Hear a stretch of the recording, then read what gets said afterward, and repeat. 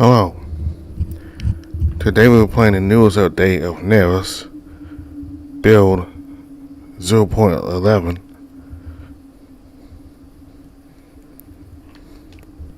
This is not a very long update, but it does have two stories that continue for where it left off last time.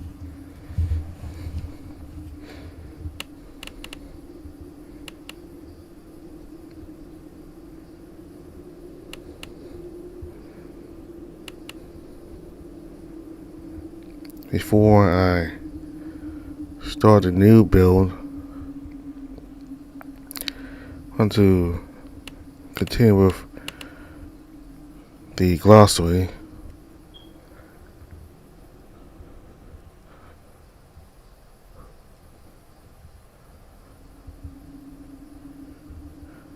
I don't think I actually went anymore on the last update. I'm not exactly sure. I don't think I did. Anyway, I'm just going to go ahead and continue with some of these here.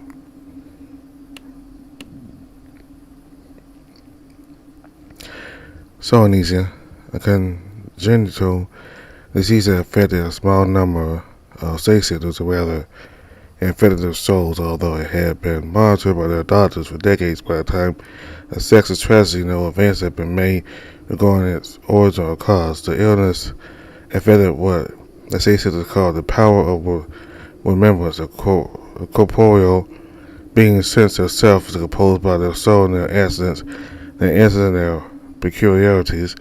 The power of remembrance allowed the sexist to retain their essence after death, but the soul needs to nullify this. Among other symptoms, the first generation of patients aged and died, then their souls were reborn in different bodies, new although similar personalities and no memories. Despite the second generation patients not aging, their souls still were unable to remember anything about their previous lives. However, one day, also amnesia patients became afflicted with a terrible fever, and just 2 months later, all of them had vanished. Their souls weren't ever found in a safe center again.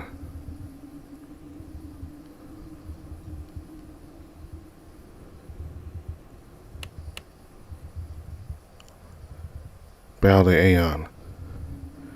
Attack against the angels, organized and led by Narano. The objective was to hijack one of their portal facilities and use it to allow an Aeon waiting on the other side to wipe out the angel army. Although they and this is to see the angels resorted to blowing up the entire place, forcing the portal closed in the process. Despite this, Narano considered the operation as a success since they had managed to get rid of some of their enemies without losing anyone from their side. The other stations agreed and morale proof for some time. 2 centuries later, after the first battle, Narano mobilized the Sextants in order to execute the plan. Once again, this time looking to create a vessel. He knew that this time it would be harder. The angels would be better prepared, but the result of the second battle is still truly a mystery.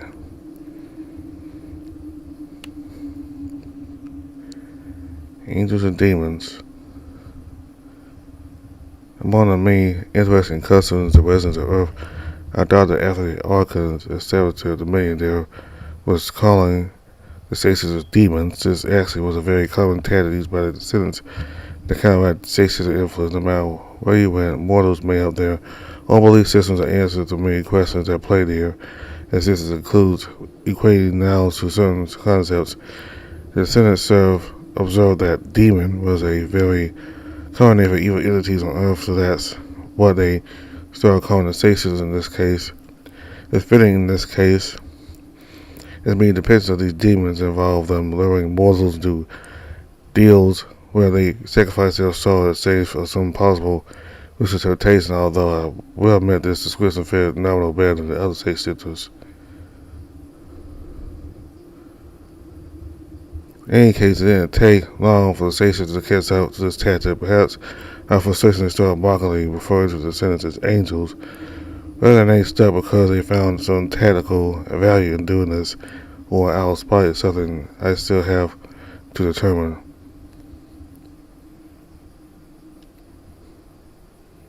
Who's I?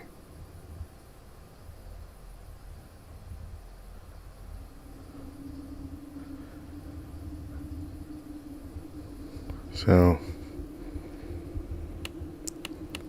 I have no idea when another update comes out. So I might decide to read these after the first story.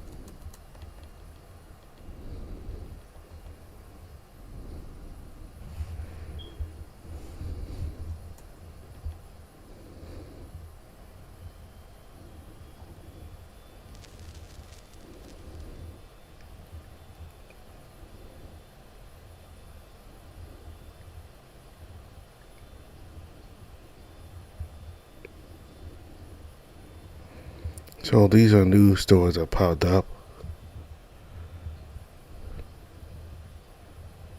Still quite a bit to go towards these here. I think ultimately these two stories are going to connect.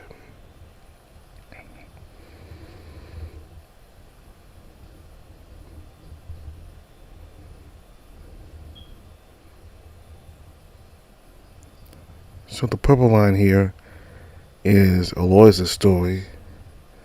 The green line here is for Elisa. The red line is Elisa's diary.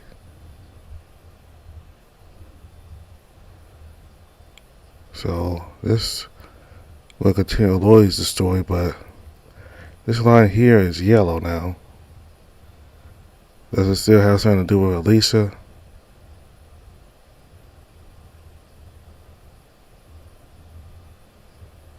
So we're in 3041 now. So this is after.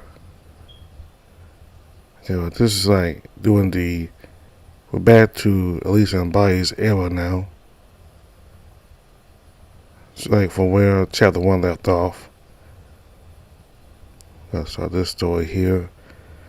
And then start this one afterwards. So start one.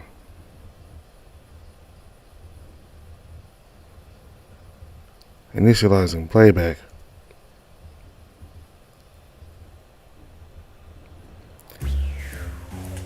The harbor was so quiet it was difficult for Bobby to move without someone trip on his tail. And Lisa suggesting he picked it up and held it tight against his side until they were outside. They took 2 maps to sea on their way out. Though rather rudimentary, focusing on the biggest tourist attractions and popular hotels. She had to make do, thought Lisa. Bob was pointing here on his map, asking them questions. How about we stay here? There's a sushi place nearby. I don't know. I don't like sushi that much. That's only because they don't use good ingredients back home. But here it says all their ingredients are mostly fresh. Besides, you only try it once. I'm partial to this one. The rooms on the upper floors must have a splendid view of the bay.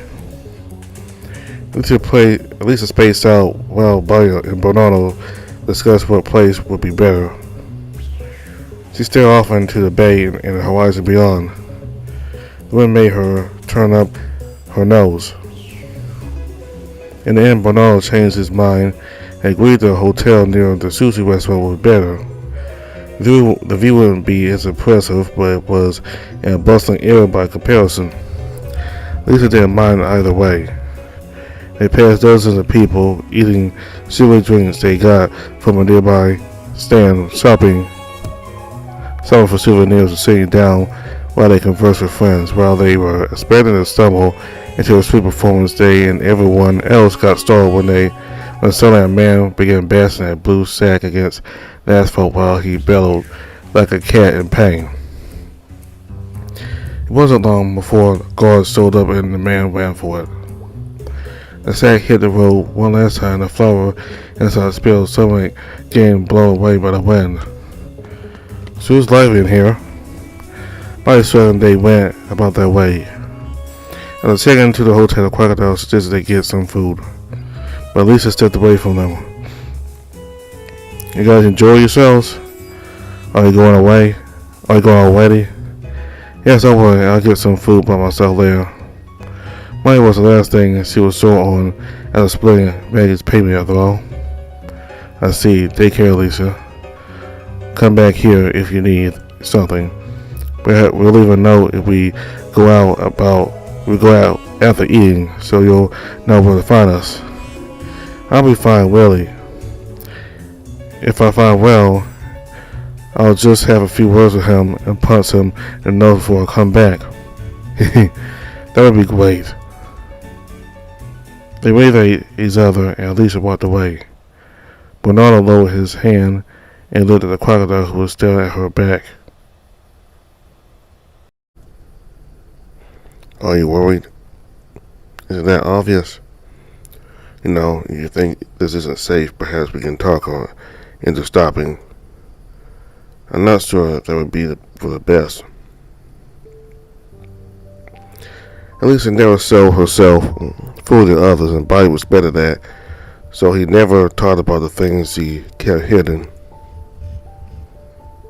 No matter how heavy Bobby tried to bear it for her, if she was strong enough to do it, why not him as well? This, however, he couldn't bear alone anymore.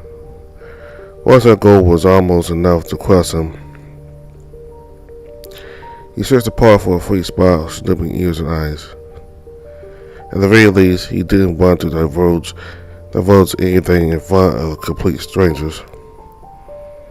Do you remember the way Alicia was behaving back in the church? She suffers from a hereditary condition. It happened to her mother, apparently to her grandfather as well. The loss of her mind had expired. But no doctor we ever visited was able to find what was wrong with her. Do you think it's happening to her? No. Maybe Alicia is afraid because albinism manifested much earlier. But as far as I can tell, that isn't connected to the illness beyond the fact that they seem to come in a package. I watched her mother's condition develop and she deteriorated almost instantly. Never like Alicia's case. The crocodile's throat wobbled as he struggled finding the words.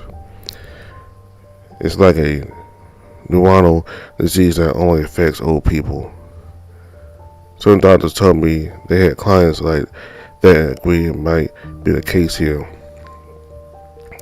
But at least for now, Alicia is safe.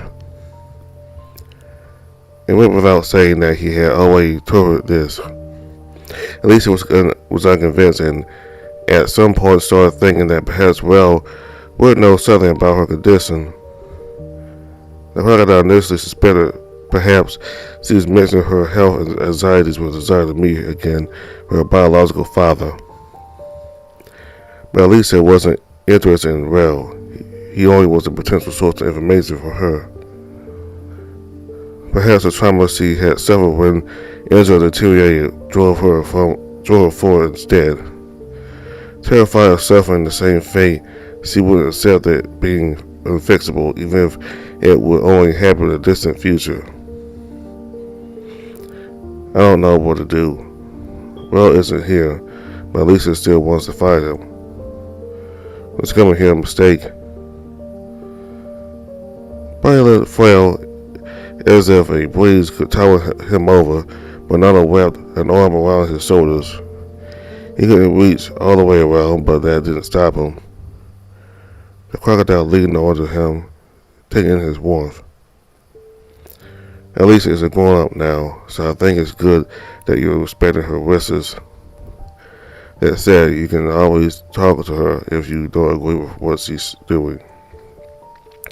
But I can never get through to her. I know I'm practically a stranger, but perhaps I could help you next time. Both of you might benefit from an outside perspective. Buddy smiled. Bernard's words weren't enough to clear away his doubts, but he appreciated them. Maybe let's enjoy ourselves until then. She'd get angry if I spent our trip moping around.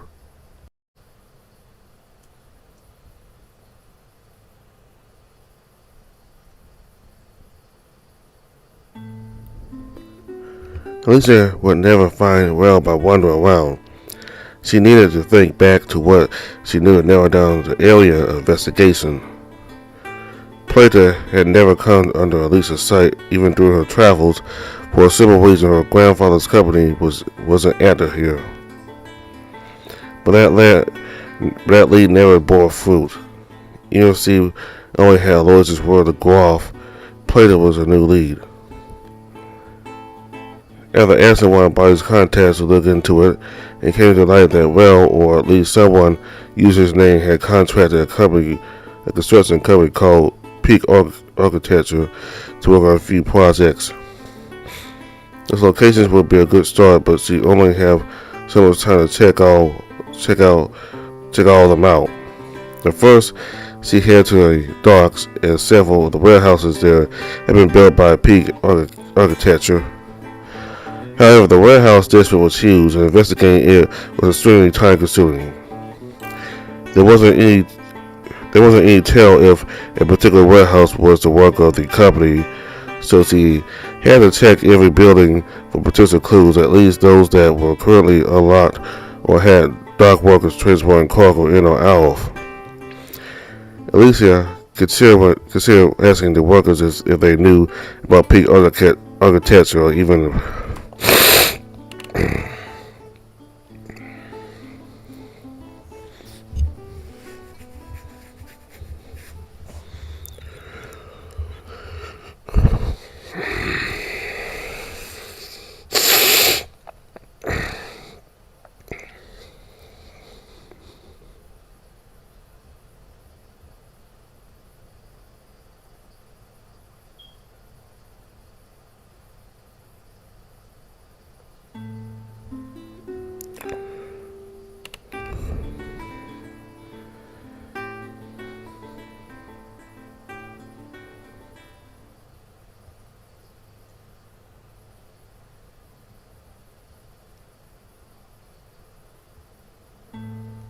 Alicia would never find well by wandering around.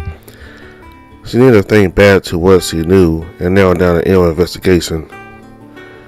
Player had never come under Alicia's sight, even during her travels, for a simple reason: her grandfather's company wasn't active here. But that lead never bore fruit. Even if she only had Lois's word to go off, Plato was a new lead.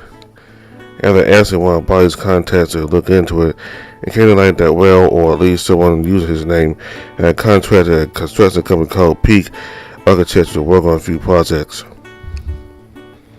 Those locations would be a good start, but she only have so much time to check all of them out. First, she headed to the docks, as several of the warehouses there had been built by Peak Architecture. However, the warehouse district was huge, and investigating it was extremely time-consuming.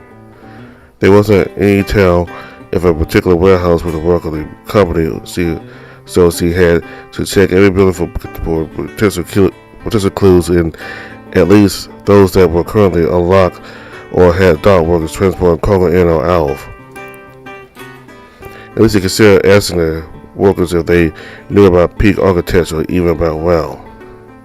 But being realistic, they would probably not know what she was talking about. Worst case scenario, they would realize she shouldn't be there and ask her to leave. And besides, it was already awkward enough to walk into their workplace and snoop around. And so she wasted most of the day at her first destination. It was already well past noon. She leaned against a wall as she checked the city map by her thumb. She still had plenty of time, but only assuming the other locations wouldn't be as time consuming. Lisa wanted to visit a shopping district the company had renovated next, but ultimately left it for the mall. Somewhere smaller would be better. The neighborhood wasn't as grandiose as the docking district or the city center. Although a venue cut through it, the styles of restaurants were humble and rather than tall hotels that were tightly knit homes, tiny houses, and some boarded-up buildings as well. Which is why the construction site stood out. Whatever they had been building was significantly larger than anything else there. A limbly rusty fence barred access to the site, too tall to peek over. Even so, the dead silence gave away no sign of activity. She stopped the first person she stumbled upon and, after confirming they were a local, asked them about the construction site. I remember. So part of that block burned to a crisp some years ago and it's slowly being rebuilt.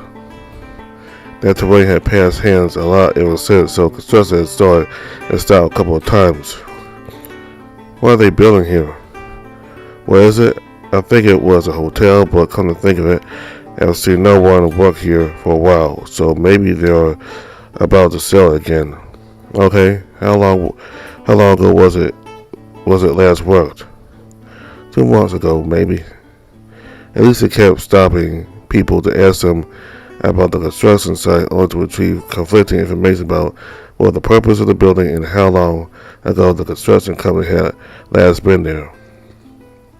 Constant rumors had mixed with the facts, so she probably couldn't extract any reliable information from the neighbors.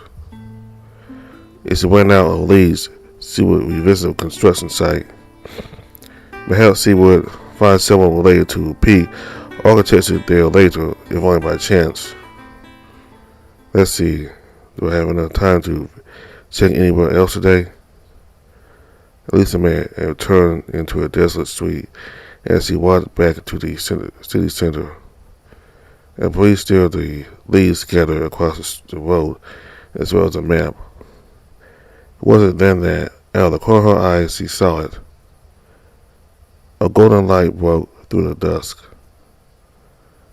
As Lisa stared at it, she made out the shape of a large stained glass window, and then the church it belonged to. It was a small, almost hidden, as she wouldn't have noticed it. If not for the glow. The wind pushed her toward it.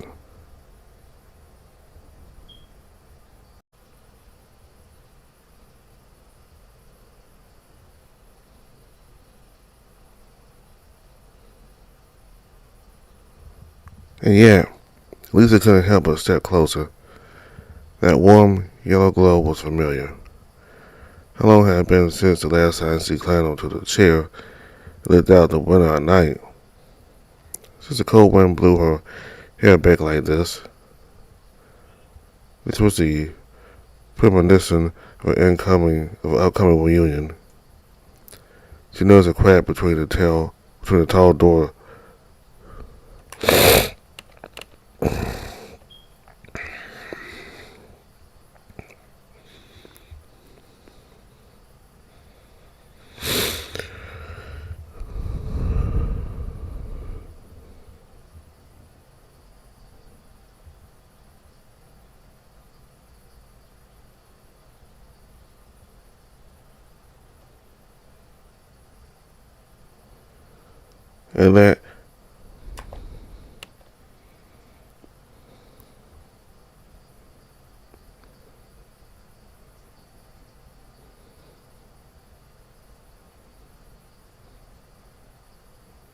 And yet, Lisa couldn't help but step closer. That warm yellow glow was familiar. How long had it been since the last time she climbed to the chair and looked out the window at night? Since the cold wind blew her hair back like this. This was the premonition of an upcoming reunion. She noticed a crack between the tall double doors, and she nudged them open. Lisa walked between the pews, each of her footsteps echoing around her as she scanned the nave for anyone else, but she was alone. on the stained glass, glowing like a cat's eye, welcomed her. Then the creak of a door, and then come from the entrance, but from behind the high altar. Lisa found it at the statues on the high altar. They didn't look like any interpretation of the deities she was familiar with, but just people. But the hobbit was more concerned by the noise. As her footsteps grew closer, and a figure emerged from behind the high altar.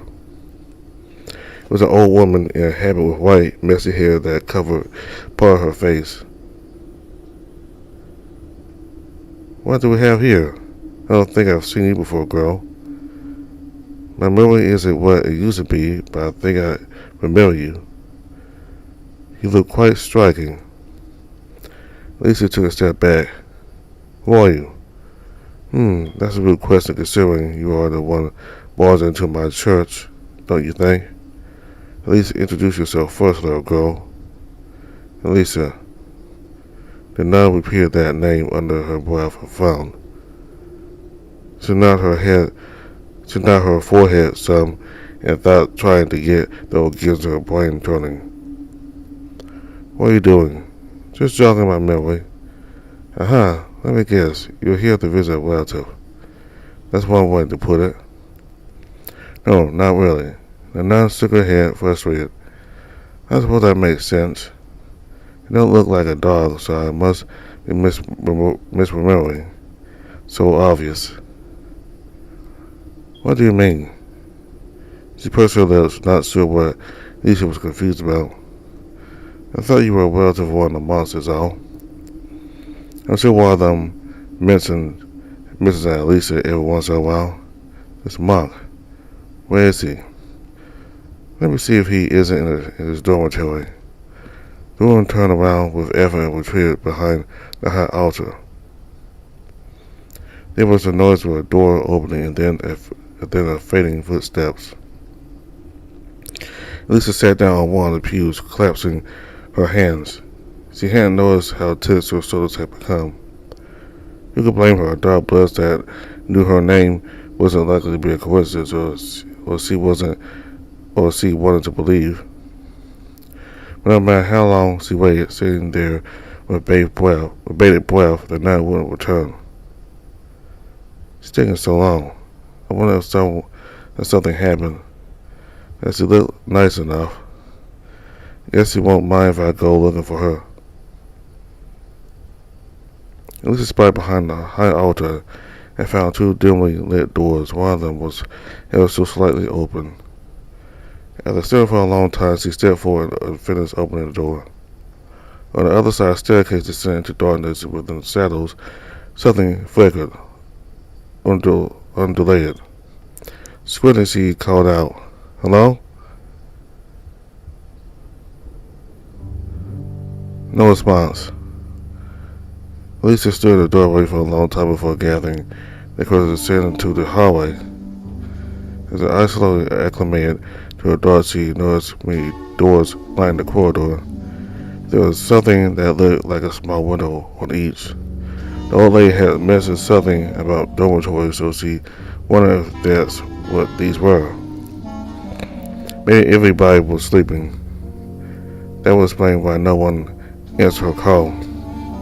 Eventually, the hallway ended in a larger, sturdier door. This one was open, and a faint blue glow escaped from it. What is this?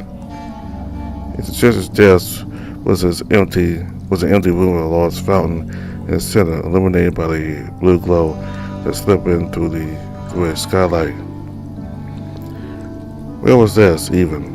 At least it had been walking for a long time. Why did this church expand so far underground? Before she could make sense of this, she noticed something else. Floating scales glistening under the moonlight. The figure lay on the steps of the fountain, unmoving.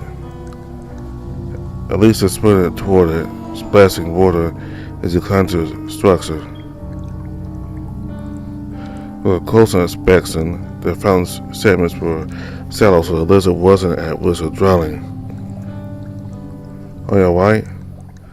She placed a boot on his shoulder and nudged him. He grunted a twist in response. Lisa sighed with relief, but suspicion was brewing within her. It was clear this wasn't a normal church. She didn't want to become involved with whatever was happening here. The lizard could help himself once before finishing waking up, so nothing stopped her from getting out then. Besides, he didn't even know who this was, and soon she would never see him again. There was no reason to help him. But she hesitated to walk away. Then the lizard's eyelids opened slightly and her amber gaze wandered to her. There was a pause when their eyes met, and then a word escaped his lips, so weak it was almost drowned out by the flowing water. Elisa. Huh? What?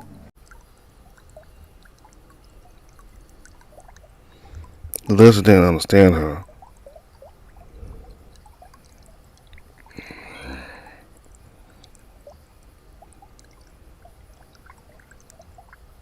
The lizard didn't answer. He couldn't understand her. Why does he know me? Have I met him before? No, I remember that. I've never seen a blessed one like this. And what was he doing here? None of this makes sense. This might be a stretch, but could he have something to do with Well? I thought alone was enough to change her mind. After flipping the lizard over, she grabbed him by the arm and dragged him to the door. Seeing as her words weren't reaching him, she smacked him on the face repeatedly. His scales were surprisingly hard. Only when he moved did she stop and whispered, "Can you hear me?" This time there was some light in his eyes. He looked around for a moment before focusing on her. "Hello?" The lizard frowned, and after several seconds began getting up. Lisa attempted to help him, but he rejected her by pushing her away. Then he walked into the hallway. "Hey!"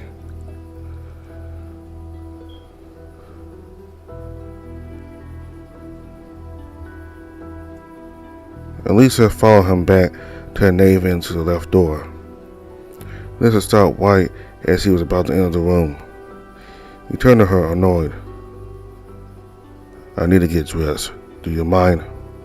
"Oh, I guess not."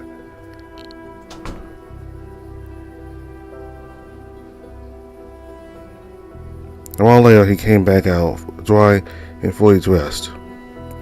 It looked as if he was in a hurry to get somewhere, so Lisa preemptively stood in the way.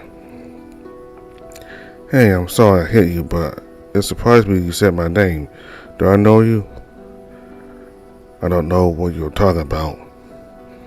"Now let's go. Hurry."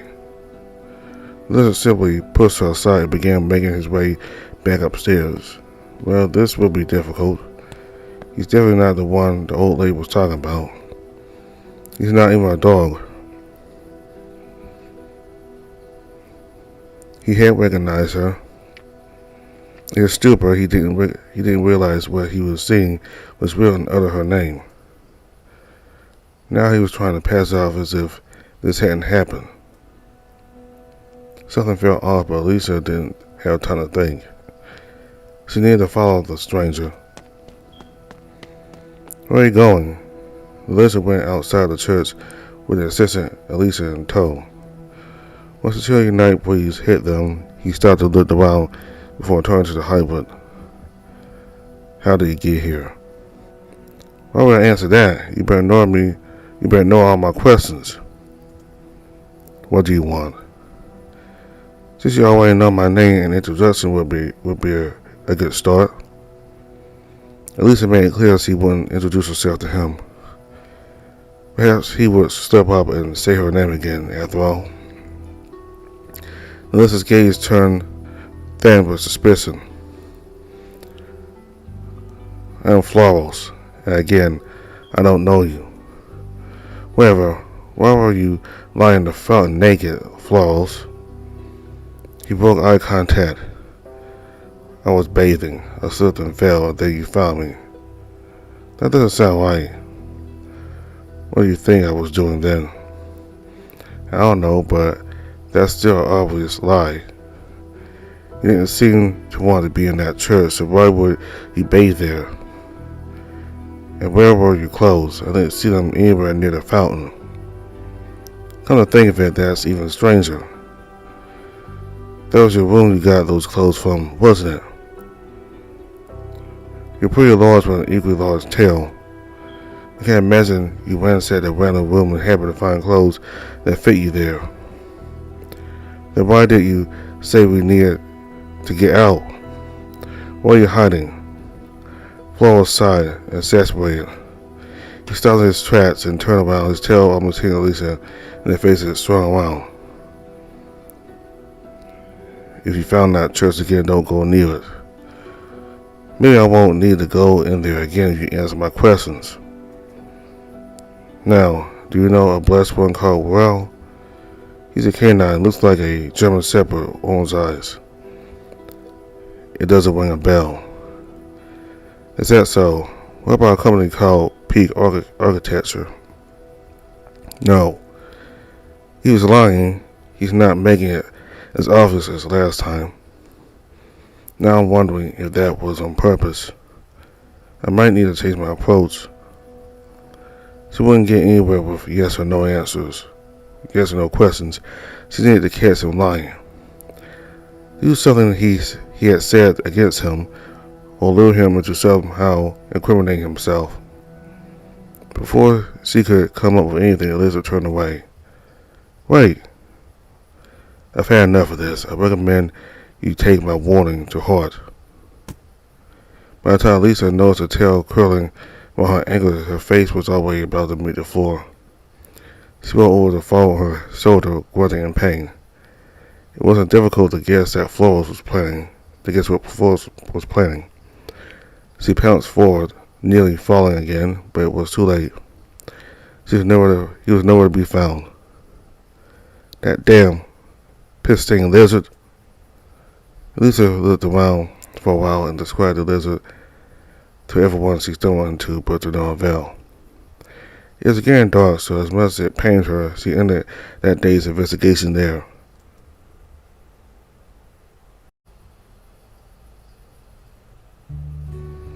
Oh, Lisa, you're finally back.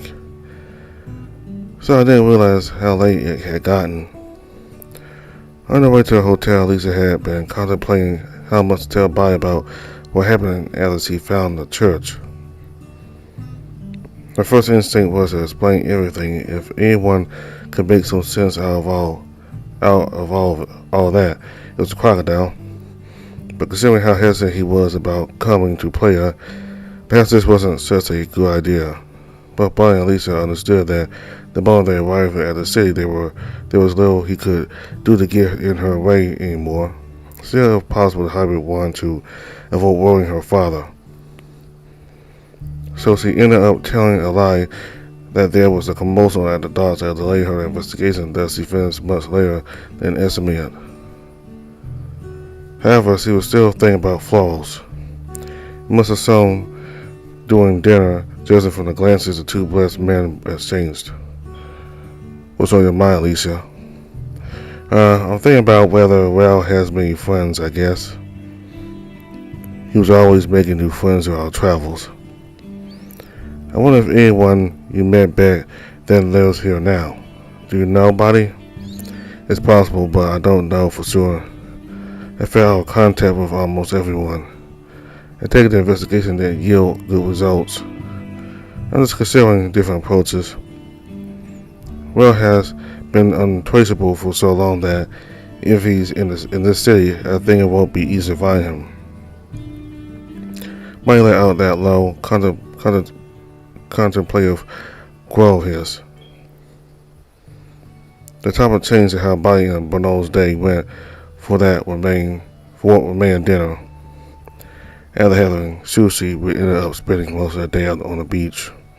It was very nice. It's been so long since I last sunbathed and took a swim. I'm afraid I don't do well Our family don't do too well with either sand or the sea.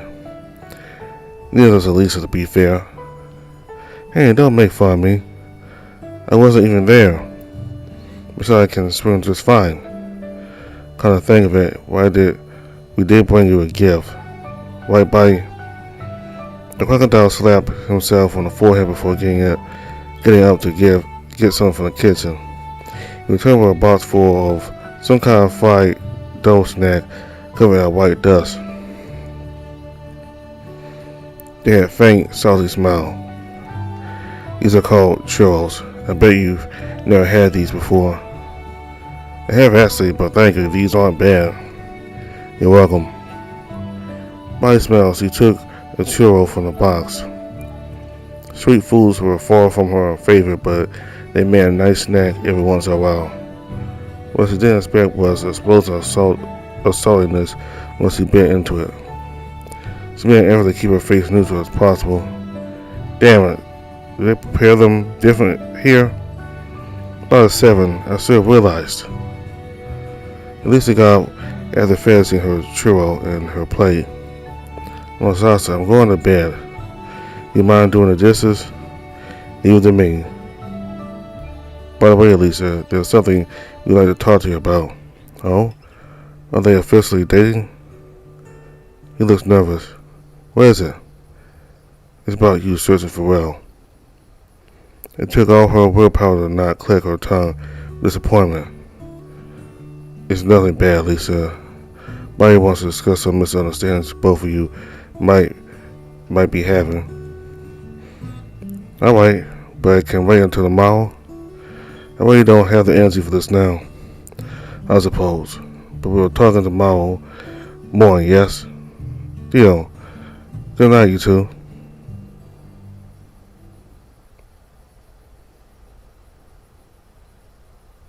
After preparing for bed, Lisa pulled the curtain aside and looked out the window. The sky was clear and starry, but she focused on the stars of the buildings and streets nearby. The first time she saw the church, it looked as if that yellow glow was coming from inside. Was she hallucinating again?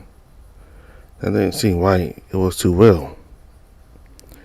Her mind trailed off to a night similar to this one, back when her original family was still whole. She had gotten up to go to the bathroom and became entranced by the sight of her neighborhood at night. It was the same that Bonnie's house lacked a second floor she missed overlooking the city. Finalizing playback.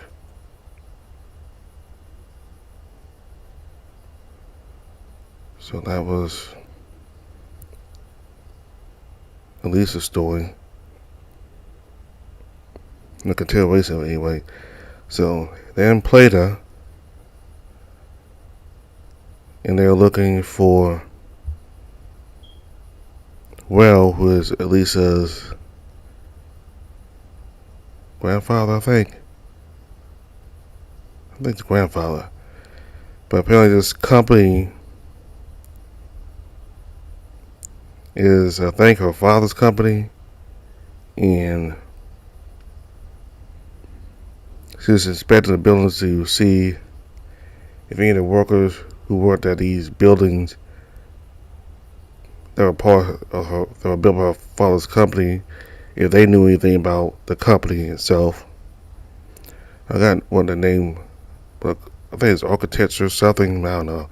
I'm not sure what the name of the company is. I forgot, but she's looking around to see if any of the workers on the dock knew about the company, about Will's company, and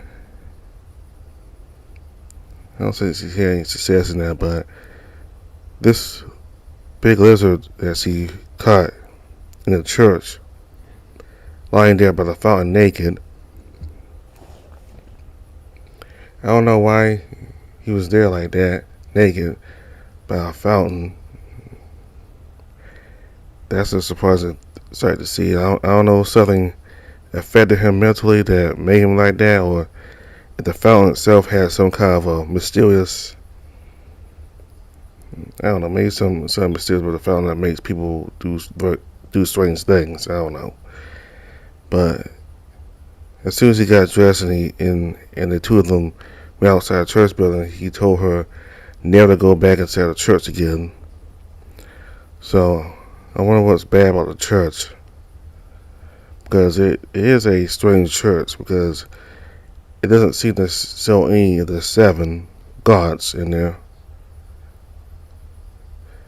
It's a church that made the souls of a bunch of people and the stained glass, but certainly not one of the churches of the 7 gods.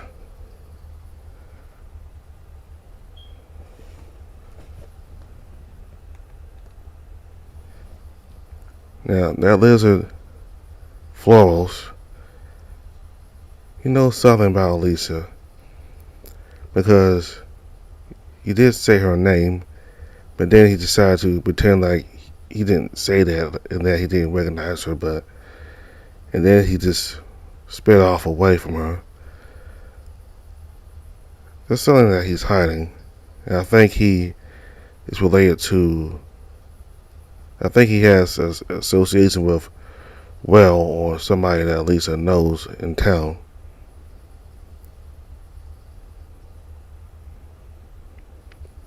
So this fountain must be of importance to the story, because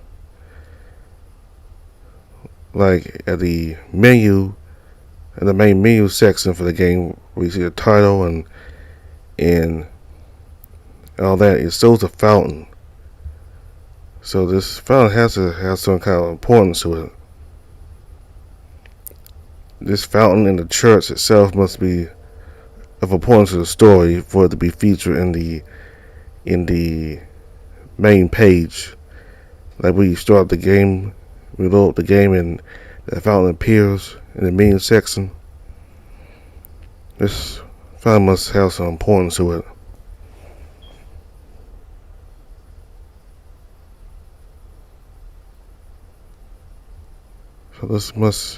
So we did a story here.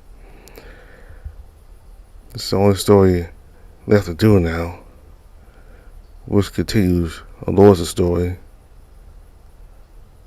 So Elisa, Bai, and Bernardo and Plato now. So this story must be Aloy's after he got arrested. It's going to be pretty interesting here. Initializing playback.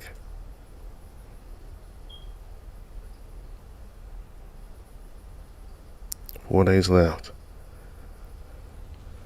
One bump followed by another and another. The carriage's wheels steadily crushed the dirt and rock in its path, occasionally letting out a creak in protest. Aloy sat in the saddles, blindfolded and handcuffed.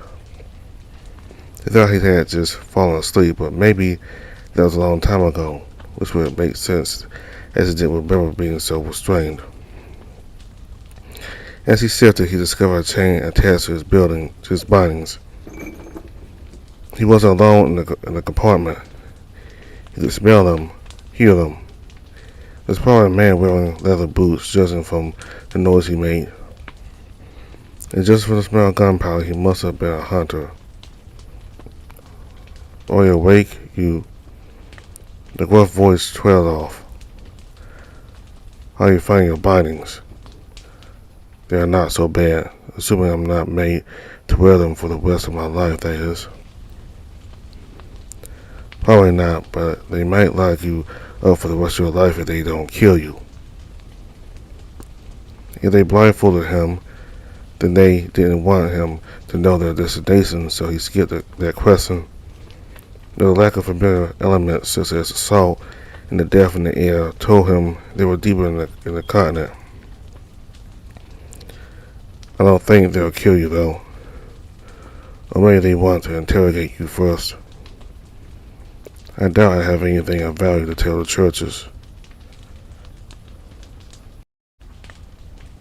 What if the deities themselves judge you in person?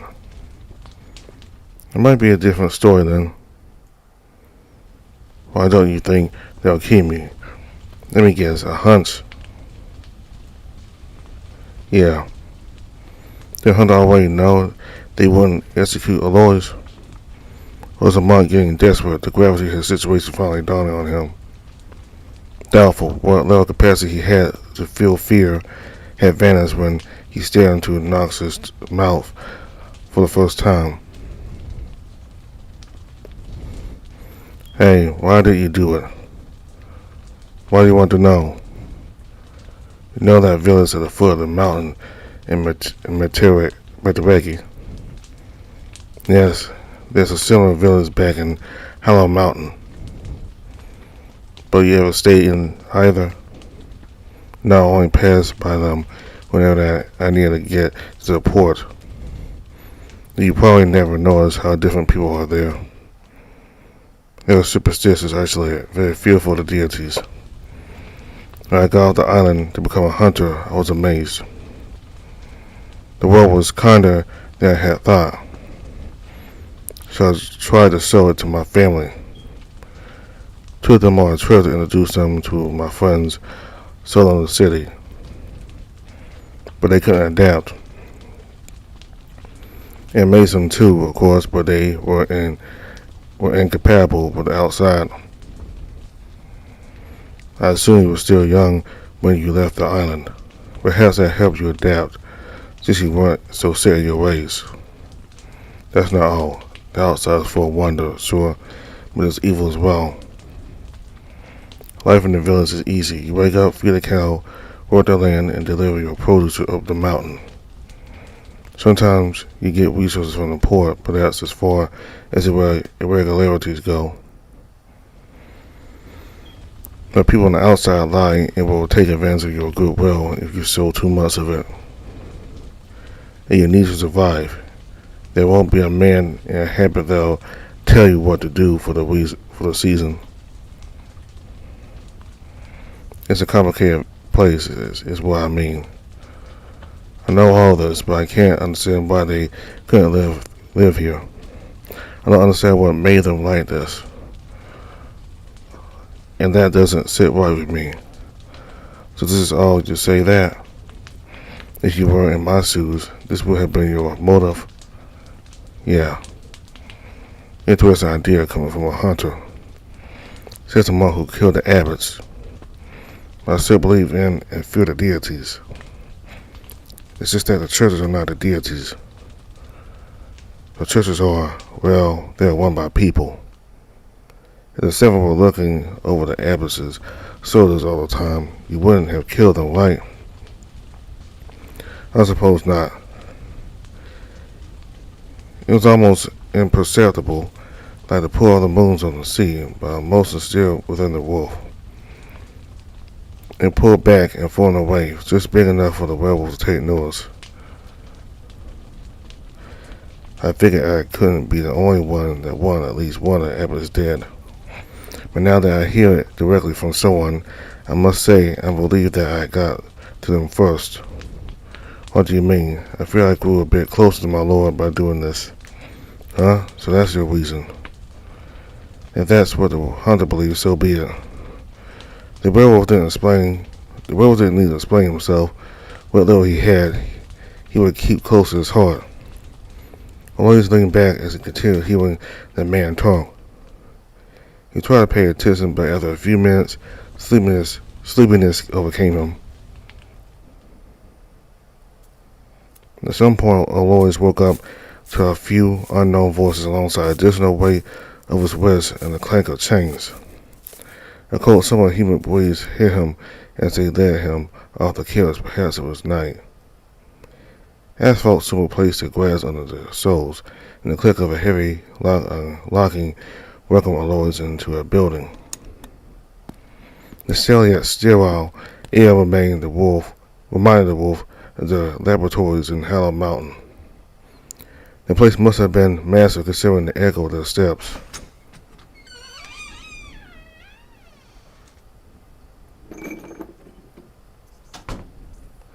They went through another door, and after more noise, there was nothing.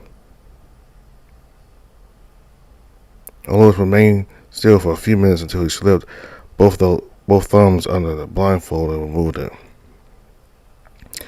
He was alone in a rather cramped room, or more likely a cell. They had the bare minimum he needed to live there, except for the kitchen, a silver key glimmered on the bed seats. The monk fished his necklace from under his habit and focused. A vision of the lower night came into focus. He was sitting on the bed playing some card game alone. Alois tried to move, but his movements were sluggish, and the world around him a blur, so he kept his eyes on his master. Well, we're in quite a pinch now, my lords. Has anything happened on your end, my lord? If Body knows your involvement, then the other churches won't be far behind. No, but that doesn't mean Tim hasn't noticed. It's like an accident must mean he and the descendants noticed something was amiss with me long ago and already took measures on my nose. Never leaving the island was a good idea. I suppose I'm not that good of an impersonator. I stole the cell from Ashford Arkham, remember? You didn't remember not missing that, but oh well. But what about you, my lords? Did everything go as you hoped? Well, we'll see. Now, Wiki needs to take over and deal with the gatekeepers. But that might not go smoothly. You will become abbot, but what you did has caused much turmoil. He'll need to navigate the resulting political storm before he can fully take over. So all depends on how quickly he can succeed at Val. Some must sacrifice only for it to be completely out of their control in the end. I always suspected that a single person, no matter how remarkable, couldn't create change on their own. So leaving it up to luck then. Maybe, but even if I had more plans, it would still be up to luck after that. The world's a living being. You can never be sure how it will react. You're not wrong. Everything is a male's body. There are bits of a soul in it. Alois stumbled onto the bed and reached into a knock, or rather the key inside his projection. It was difficult in his state, but after dropping in many times, the wolf fit into his handcuffs and turned it, releasing himself. What do you plan to do if you fail, my lords? That would mean death, so I don't know what is there to think about if that happens. I'm sorry, I understand. No, you're quite right. It's possible to salvage your kind's existence if this world ends, but not if our souls return to Peroma as the angels intended. But it is possible then. You can find somewhere else to live, yes. Do you know anyone who can create a replacement world for you, or tread through the void to find a suitable one? I don't think so. Alois didn't mind his accommodations, but he soon discovered the boredom that came with being stuck in a 6x4 meter rectangle. All that happened of note was of course bringing him food twice a day. It was always the same dish, dried meat and red mashed potatoes and salad. It all tasted like unseasoned pasta. And so he spent most of the time escaping into his dreams. When he couldn't sleep, he would do some squats and push-ups or stare at the wall. But it changed one morning when they asked him to accompany them. No explanations given. Alois only had his hearing to rely on, but he had been certain he and the hunters were alone in the building. However, the moment he exited the cell, Alois saw a man in a red habit standing next to a nearby door. His callous hand gripped a silver candlestick and its fire danced beneath his eyes. Let's go. Further down the hallway was a younger man with the same habit and candle. Another. Dozens of monks, both men and women, some of them children, lined the halls as if they were dolls. They were alive. Alois looked one in the eye and noticed her eyes following him. They turned left time and time again, the corridor curling into an inward spiral leading to the heart of the facility, but rather than reaching the eventual end, they stopped next to an unlabeled door. The only one without a mark obstructing it. The hunters pointed at the door before silently walking away deeper inside the spiral.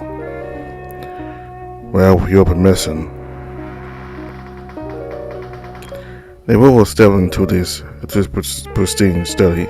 Inside, he found the study's master sitting behind the desk, tapping away at a computer. Despite never meeting this person before, he immediately recognized him. "Welcome, Lois. Take a seat." The deity gestured towards a recliner across from him. The monk closed the door and did as instructed. The temp stared into the screen, his finger making an awful noise as it repeatedly hit the table. There was Lois staring impassively at an almighty being capable of ending his existence who had every reason to want him dead. Finally, the robot faced him. "What a pesky traitor you have." The werewolf tilted his head. Yours was far from the first attempt on the abbot's life, or even on multiple of them at the same time. But to think that you would succeed, that the day all my abbots are dead or locked in a cell by the humans they controlled. Was this how you looked at them by carrying out the deed? With such cold and different eyes? Why did you do it? The robot raised his voice slightly at the end. But Lois had nothing to hide. In fact, talking to a deity besides knocking the gatekeepers could prove helpful. Tim continued tapping the desk as he listened to his story. "So then I went back. I don't care about this. Skill to your motive and say it in 10 words or fewer. I want to stop the gatekeepers from destroying the world." "Excellent. How did that lead to killing the abbots?" "Well, I have it on good authority that Enrique wants them dealt with as soon as possible, so I was hoping he'd take action once he became abbot.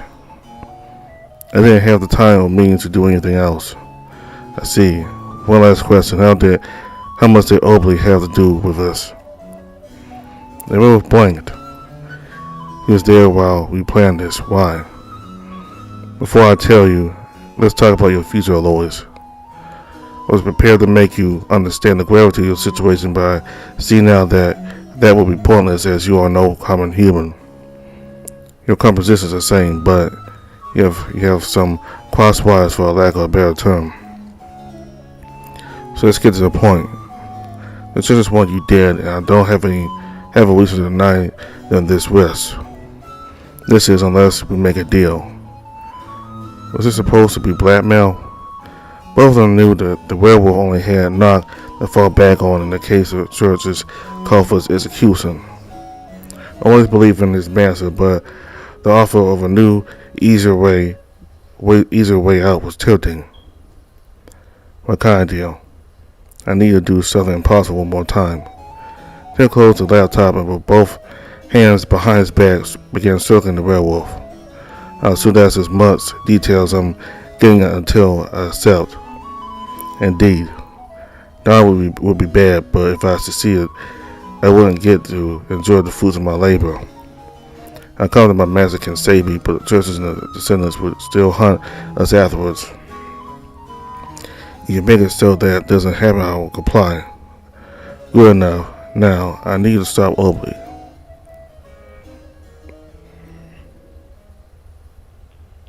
In their time together, Alois couldn't help but try to pry into Obley's life. However, the sinner always was vague or talked about back when he still lived among the siblings. He never gave up a hint of how he ended up working with the gatekeepers, and so the werewolf asked Nock instead. After some tries, Nock commented that the monk and Obley weren't too different. Obley had also saved the world from destruction once, although that landed him on the opposite side eventually. Alois lost interest after that, so he didn't ask for further details. Have you ever asked, have you ever heard of Nerus madness? I don't believe so. Tim told him about Ober's past, about why he suspected he worked for Phenomenal, and also about this Nerus person who the robot would describe as a living deterrence weapon against the descendants. What Ober was feeling in his absence. To summarize, your first guess is that he's trying to bring this Nerus back. That doesn't sound correct. Elaborate. Simple. Nominal succeeding means a world's end. That includes Ober and his lover, so the solution Nominal is offering him would be useless. Indeed, so I consider if he was a victim of trickery next. It can't be. He has told me the world will be destroyed. He knows what he's doing. This is what is he trying to achieve then. Alois was understanding the full picture. Tim was afraid that he couldn't defeat an Obi armed with the alien's power. Negotiation wasn't possible either, as Obi's motive to cooperate with Nominal was a mystery. The deity was cornered. Perhaps Obi and I were similar 2,000 years ago, but could he truly live such an extraordinary amount of time without changing? Maybe this is exclusive to mortals, but I can't imagine my relationship with Nog or even my worldview remain static for so long. Are you suggesting he has become suicidal? Well, that's the fate of many state sitters. Who says it can't happen to the descendant too? But that would be the worst case scenario, especially for you. He didn't necessarily make that big of a leap. For example, what if he's trying to fulfill a different goal now? If there's something else motivating him, the descendants couldn't find out what it is. Have you asked him? Yes, in fact, we located him a few days ago and sent someone to negotiate, but it didn't go well. My current theory is that he discovered details Novel's plan were not aware of. Something that makes it compatible with his own goal. A way to preserve the world, perhaps. Tim walked in front of the recliner, looking down at Alois. I believe you understand what I want. Find Ober's motive to stop him from further collaborating with Nominal. Just out of curiosity, what would happen if I fail? The descendants are ready to be mobilized. As an organ, it's my job to see that the life of the children of male are preserved. They can't put the safety of this planet over everything else. The descendants will repel the gatekeepers and die trying. So this plan would be done for no matter what. Tim nodded. Now you spent years in Obi's company. You may think you know nothing, but I want to believe you are mistaken. It wasn't a coincidence you two met. To me, it's obvious it was fate. Fate. You and Nerus share more than you think, Alois. If you're lucky, that might compel Obi to open up to you. Yes, it really was plain to see. Obi must have thought about it countless times bitter at the irony. Maybe Tim was right. Maybe Alois was the only one Obi sympathized with enough to listen to him. So will you try to dissuade Obi, impossible as it may seem? That was merely a rhetorical question.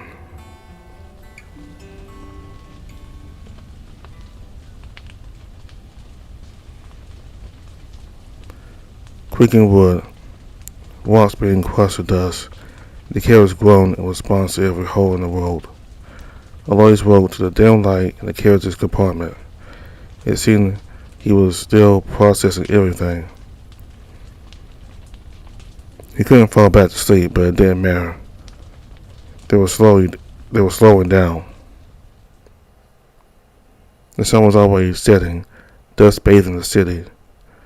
Alois got out of the carriage with a bag over his shoulder and contained some money and clothes Tim's church had prepared. The station's windows were broken, the doors rotten, and the bridges had gone to rust, and not a single soul was nearby. The postman tilted his head, hiding his eyes. Do you know where to go? Tim only mentioned the construction site in certain neighborhood. I could use some directions. Give me that. From the bed, the coachman produced a map of the city and a pencil. He outlined the path before handing it all back. Remember to go into human form before you leave. You're easy to recognize as a wolf. Yes, thank you. The sound of whipping flesh rang out, followed by a shrill neigh in the now familiar cacophony of hooves, wood, and stone. The werewolf turned around and entered the station. By the time he reached the streets, he was ready to blend in as a human. Now, let's get started. The city didn't follow the strict itinerary that Abby's did, but Lois still found it interesting how many people were still out. Likewise, plenty of businesses were still open. It's a perfect chance for the werewolf to grab one steak on the way to the hotel. Best food he had in weeks. The man led him to a 4-story tall complex overseeing a park spanning multiple blocks. After double-checking it was the right place, Alois went in and approached the receptionist. The man perked up as soon as he entered, eyes dancing between him and the clock. Hello. I'm looking to lodge here. And what might your name be, sir? Alois introduced himself with a pseudonym. Tipper agreed with the idea since enough time had passed for his real name to reach Plato. The receptionist produced a worn-out ledger from a drawer and dropped it on the table. Mr. Red, here you are. I almost forgot that I received your reservation's payment via mail. How close of me. Here, room 305. Thank you very much. Alois entered his room just to leave the bag on the bed, taking only the map and key with him. If he hurried, he should make it before night fell.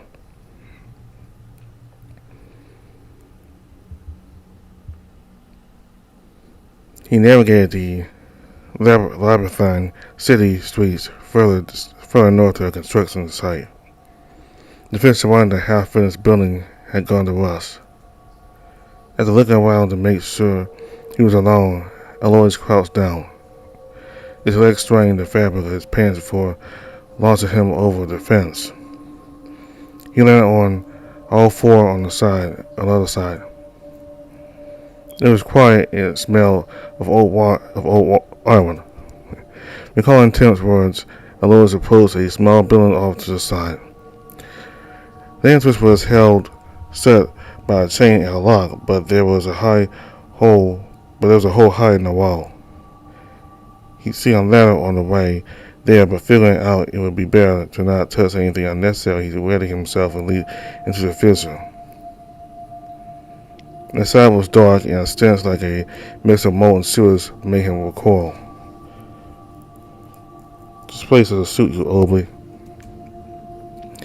Below the ground was bare, and at the center was the entrance to a well-composed gray bricks piled on top of each other. On the rim of the well sat along the center, still wearing his knock habit. Obley opened his eyes, but didn't bother to look at Alois. He had been expecting him. It took you long enough. You even thought you wouldn't come. Did gatekeepers already know of his involvement? Again, Obley suspected that would be Alois' first thought. Don't worry, the gatekeepers know nothing. I just figured it would make sense you came here. If we were separated, then we will inevitably meet again. That's all. What are you talking about? Never mind that. You must be here to stop me, right? These last few thousand years have been very uneventful. Seeing you massacre the Abbots was the first assignment I had for as long as I can remember. So I'm excited to see what you got in store for me now, especially since you have Tim's backing. Is he trying to play with me or to control the conversation? He foresaw my arrival, so he's most likely prepared to dissuade me somehow.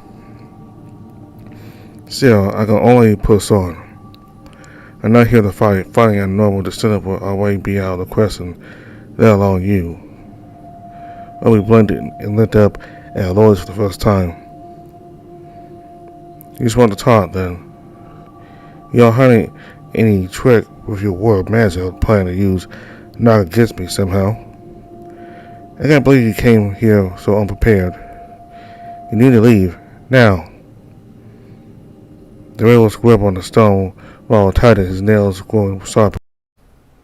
The rail is coming back soon. I don't mind you sticking around as long as you don't try to go further than this, but he isn't so charitable. If he catches you, he'll try to kill you. I promise you this isn't a trick either. I had to forcibly remove the last messenger because they wouldn't listen. Alois relaxed. I see. What is he doing? Probably getting drunk somewhere or hitting on somebody. But he never stays away past 8. The descendant smiles. He's very diligent about that. Does he go out often? He ain't staying here or in the underground, so he's always away during the afternoon. Anyway, go now. And ask not to clean up after you.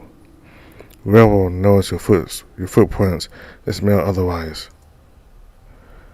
Asking not to enter outside his church would make Tim suspicious, but Obi was right. He had to explain himself to the deity later. I'll be back, Obi. I know. Once he was outside the construction site, he held his pendant and closed his eyes, prayed to his master for help. Suddenly, everything went dark. The monk expected to find himself in his hotel room, but when the moonlight went down, he was just a few blocks away from the construction site. While Nock could hide anything he wanted within his domain, that wasn't necessarily true for the city. Alois had been sneaky as he approached the construction site, but he couldn't avoid the gazes of all the passerby when he left the hotel, making that a fact that he couldn't be swept under the rug. It was fortunate it had happened then, but not at a riskier time.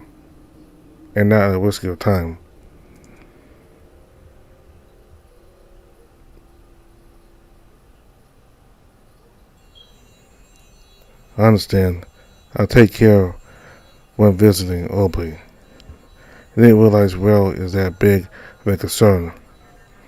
Obi is, wisely let me add, concerned about the power balance. The jig is up not just for us but for everyone else.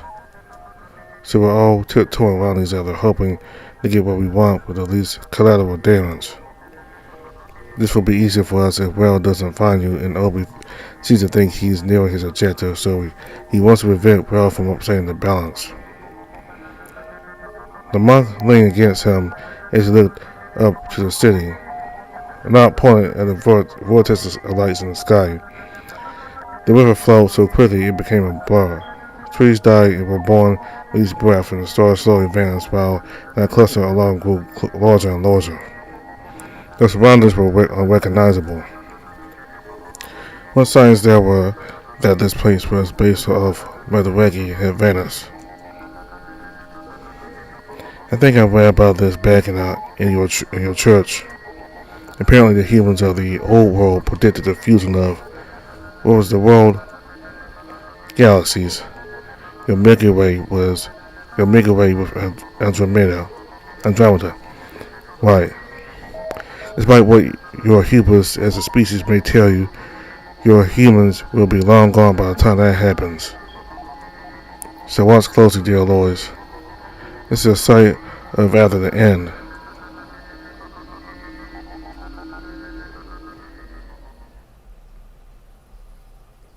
Finalizing playback.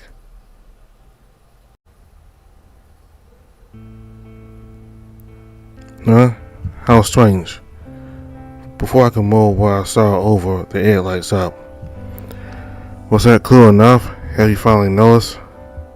As if he needed to point it out.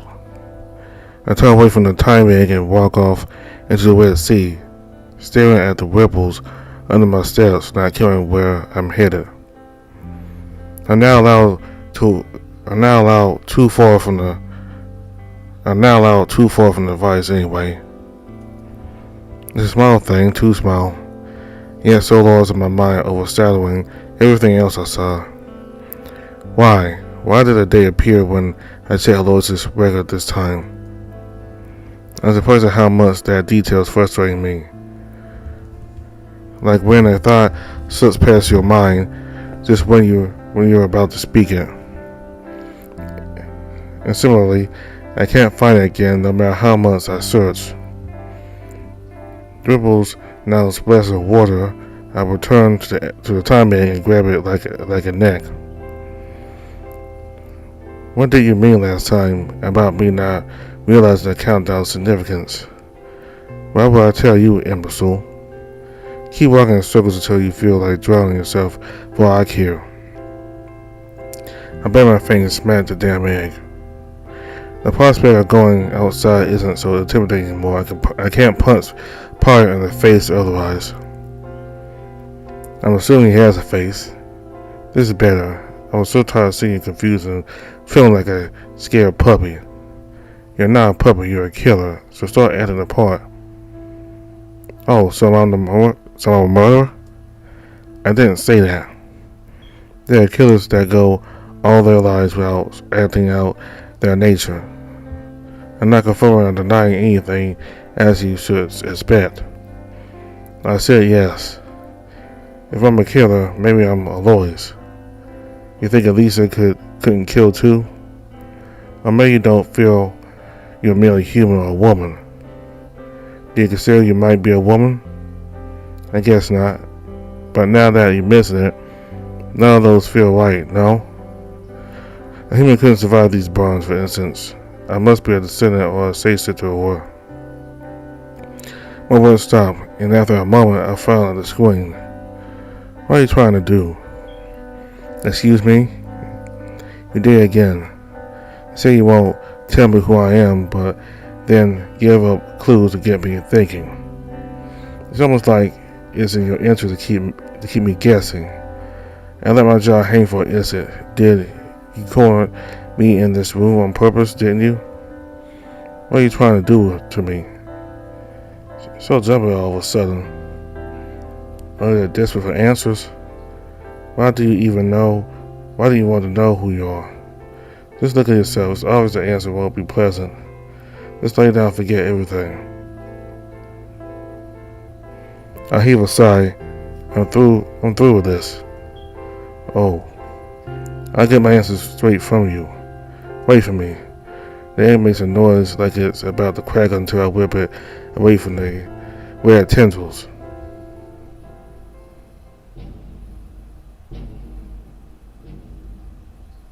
When the light returns, I'm back at the fountain. Why, at least I found a place just like this, didn't she? It's similar to when I woke up in a church cell that, as far as I could tell, belonged to St. Min's Abbey. One more thing to ask Pie about, I suppose. The time it rumbles time and time again warned me against going outside, but I'm past paying any mind. Besides, I'm already told Pie to expect me. I don't want to keep him waiting for long. Tossing the egg aside, I climb down the fountain and head into the cells past the doorway. To be continued. If you are interested in the story so far, consider donating to my Ko-fi and Patreon page. It'll make the development process much smoother. Thank you for playing. Until next time.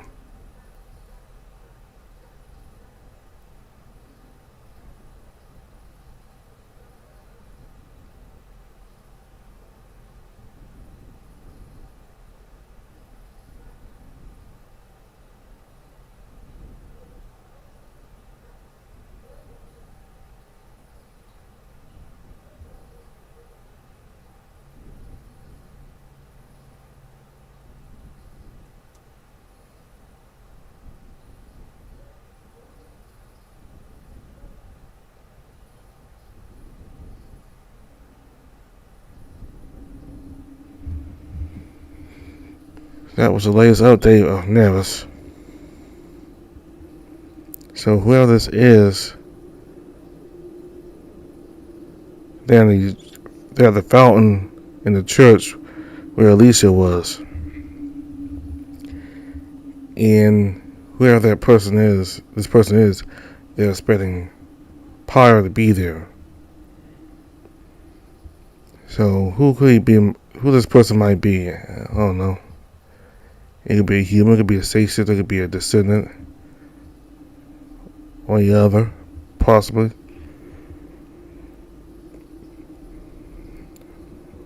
Could it be Madness himself, Nerus Madness? Could be Sax. Even, I don't know. Could be Sax. Or it could be either Nerus Madness or it could be Sax somehow. I mean, I know I know Sax was really Obley, and that Obley, I think, died, and then Obley became Sax, and then Sax died, and he got reincarnated again as Obley. He got to keep his memories. But I don't know, maybe it could be Sax, even.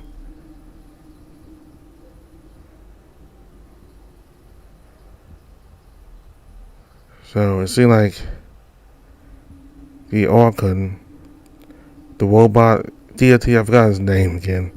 Keep forgetting a lot of names, but he apparently made a deal with Aloys about trying to stop Obley because he's dealing with Nominal. So I figured that Aloys would not be executed. I figured they would at least keep him alive and have him fulfill some purpose. So Aloys, he gets to stay alive, and he even gets to go down to Playa.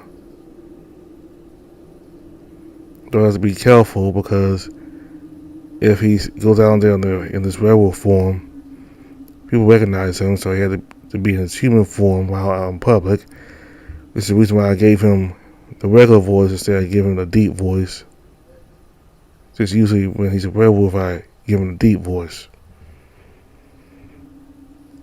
And with his dealing with Obley said that Rel was not a decent person, that if he and Rel were to meet there, he would get killed.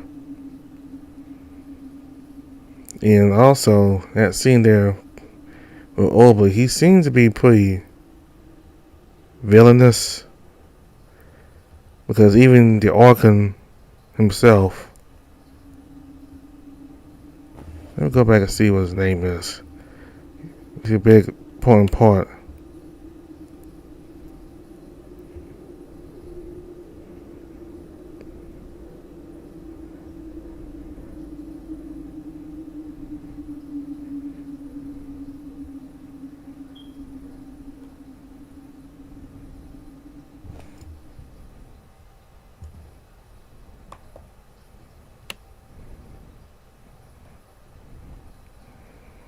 Let's see what his name is.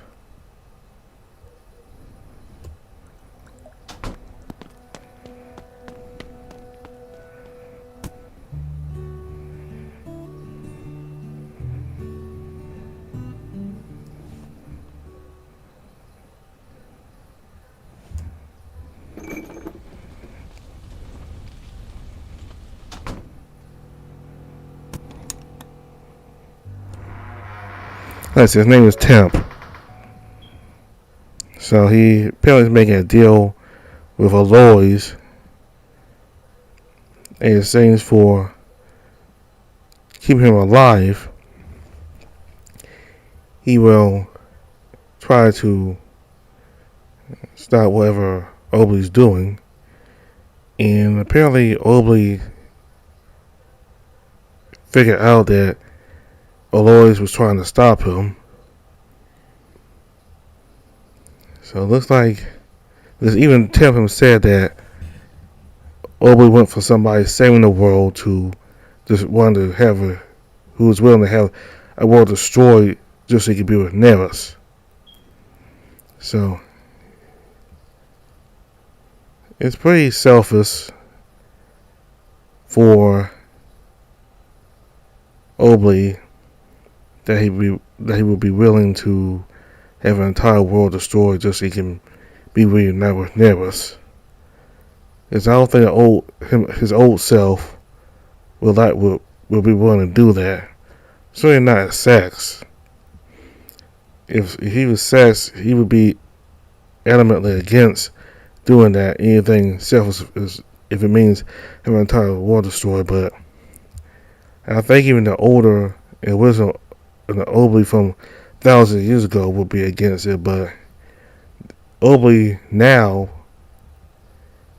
he seemed to be okay with having a world destroyed so he'd be with Nerus. So apparently 1,000 years has changed him pretty much.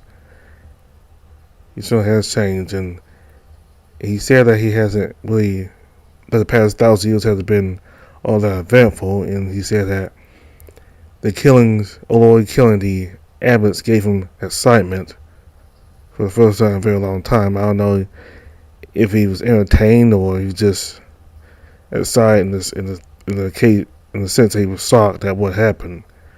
But if by excited he means he was entertained by it, and that's really disturbing. Really disturbing, but in my view, it looks like Obi seems to have gone on the dark side here. And looks like Obi and Aloys and Nog are on two different sides. Aloys and Nog are trying to save the world, and Obley on the other side doesn't see the mind having the world destroyed as long as he gets to reunite with Nerus Madness.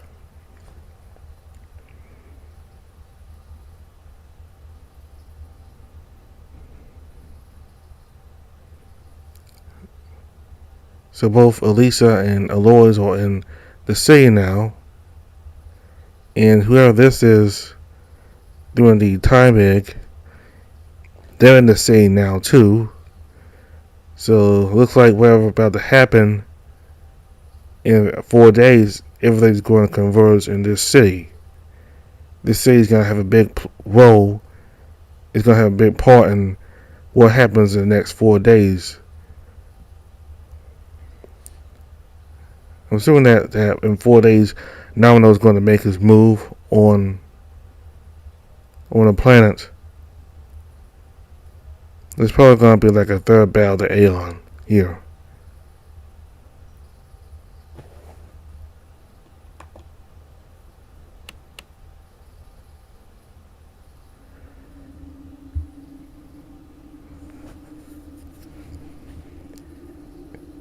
It's probably going to be a while until a new update comes out. I hope it won't be another year. Hopefully be a little sooner than that, because I really want to know what happens next. The Grayer is working on another project, so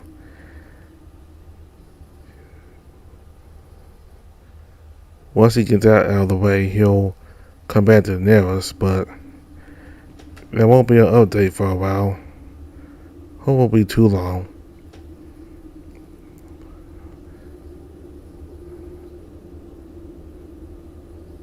Because I really want to see what ends up happening here in Plata. Elisa, Body, Bernardo, Aloys,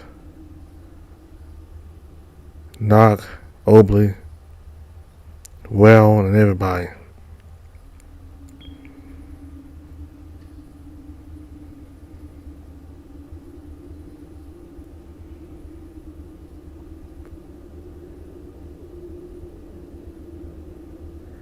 So everything's connecting now, and I think all these characters that were in their separate stories are going to meet up with these other. And this fountain here is going to play a big part in that and what happens. So that's all for now. Hopefully it won't be too long until a new update comes out. Hope it won't be like a year, but anyway. Here's a coffee. You want to donate to the creator. There's a Patreon if you want to donate there as well and get some perks for being a patron. And this is the Itch.io link. And this is 0.11, the 11th build of the game. Right here. All information for the game is in the description box below. So thanks for watching. Goodbye.